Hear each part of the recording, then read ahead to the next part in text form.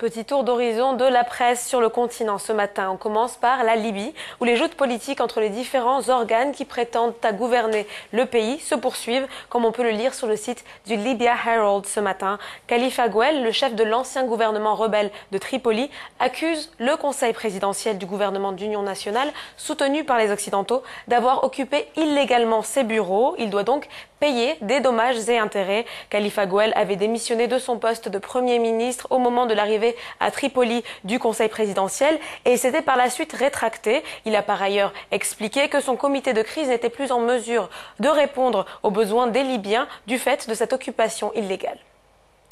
Nous allons à présent nous rendre au Mali, où le site d'information sahélien.com revient en détail sur les violences survenues hier lors de la manifestation contre les autorités intérimaires dans la ville de Gao. Bilan, au moins 3 morts et 35 blessés selon le site. Une marche qui ne fait pas l'unanimité au sein de la société civile, écrit le Sahélien. Le porte-parole de la commission des mouvements de résistance civile de Gao, Sidi Oumar Cissé, accuse la diaspora. Selon lui, elle était absente au moment où les habitants de Gao se battaient tout seuls.